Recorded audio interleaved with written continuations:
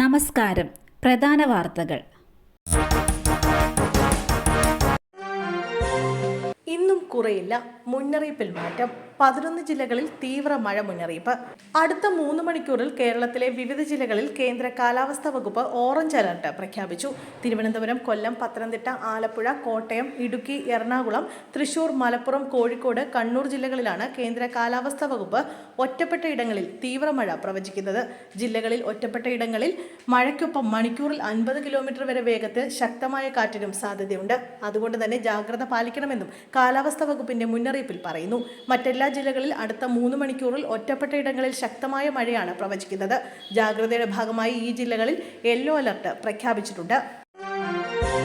സംസ്ഥാനത്തെ സ്കൂളുകൾ ജൂൺ 2 തന്നെ തുറക്കും. സംസ്ഥാനത്തെ സ്കൂളുകൾ 2-ാം തീയതി തന്നെ തുറക്കാനാണ് നിലവിലെ തീരുമാനമെന്ന് വിദ്യാഭ്യാസ മന്ത്രി വി. ശിവൻകുട്ടി. പ്രതികൂല കാലാവസ്ഥ നിലനിൽക്കുന്ന സാഹചര്യത്തിൽ കൂടുതൽ ചർച്ചകൾ നടത്തി ആലോചിച്ച് തീരുമാനമെടുക്കുമെന്നും മന്ത്രി പറഞ്ഞു. ഹൈസ്കൂൾ സമയക്രമത്തിലെ മാറ്റം സംബന്ധിച്ച് ചില അധ്യാപക സംഘടനകൾ സ്വീകരിച്ച നിലപാടുകൾ തന്നെയാണ് നിലവിലെ പ്രതിസന്ധിക്ക് കാരണമെന്ന് മന്ത്രി വ്യക്തമാക്കി. ആദ്യം 110 ദിവസവും 120 ദിവസവും തീരുമാനിച്ചിരുന്നു. പിന്നാലെ അത് കൂടിപ്പോയെന്ന് പറഞ്ഞ് കേസ് കൊടുത്തത് അധ്യാപക സംഘടനകളാണ്. സമയക്രമത്തിലെ മാറ്റം പഠിക്കാൻ നിയോഗിച്ച കമ്മീഷൻ നൽകിയ റിപ്പോർട്ടാണ് ഇന്നലെ പൊതുവിദ്യാഭ്യാസ വകുപ്പ് അംഗീകരിച്ചതെന്നും വിദ്യാഭ്യാസ മന്ത്രി പറഞ്ഞു. പാൽ വാങ്ങാനായി റോഡരികിൽ നിന്ന വിദ്യാർത്ഥിനിക്ക് ദാരുണാന്ത്യം. കൽപ്പറ്റയിൽ വീടിന് സമീപത്തെ റോഡരികിൽ നിൽക്കുകയായിരുന്ന വിദ്യാർത്ഥിനി ജീപ്പ് ഇടിച്ചു മരിച്ചു. കമ്പളക്കാട് പുത്തൻതൊടുകയിൽ ദിൽഷാനയാണ് മരിച്ചത്. 19 വയസ്സായിരുന്നു. കമ്പളക്കാട് സിനിമാ ഹാളിന് സമീപം ഇന്ന് രാവിലെ 7 മണിയോടെയായിരുന്നു അപകടം. Sultan Bathery saint Mary's college വിദ്യാർത്ഥിനിയാണ് മരിച്ച ദിൽഷാന.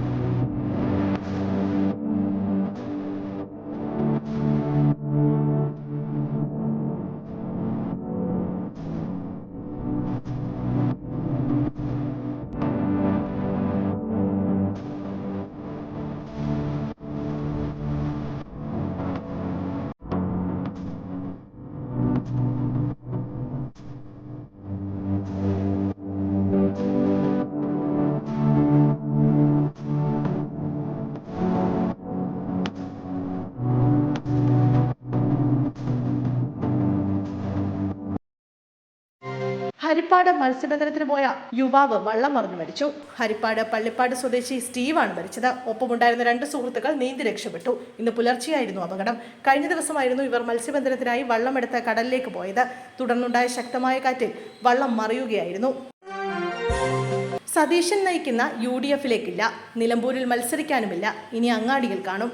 നിലമ്പൂർ ഉപതെരഞ്ഞെടുപ്പിൽ മത്സരിക്കില്ലെന്ന് PV അൻവർ. മത്സരിക്കാൻ താല്പര്യമുണ്ടെന്നും എന്നാൽ കയ്യിൽ പൈസയില്ലെന്നും അൻവർ പറഞ്ഞു. VD സതീശൻ നയിക്കുന്ന UDF-ലേക്കില്ലെന്നും PV അൻവർ വ്യക്തമാക്കി. UDF-ലെ ചില നേതാക്കൾ തനിക്കെതിരെ പ്രവർത്തിക്കുന്നു. UDF ഭയക്കുന്ന അധിക പ്രസംഗം ഇനിയും തുടരുമെന്നും അൻവർ വാർത്താ സമ്മേളനത്തിൽ കൂട്ടിച്ചേർത്തു. താൻ ആരെയും കണ്ടല്ല MLA സ്ഥാനം രാജിവെച്ചത്. താൻ ഷൗക്കത്തിനെ എതിർക്കുന്നതിൽ കൃത്യമായ കാരണങ്ങളുണ്ട്. UDF-യുമായുള്ള ചർച്ചകളിൽ ഇനിയും വ്യക്തത വന്നിട്ടില്ലെന്നും അൻവർ പ്രതികരിച്ചു.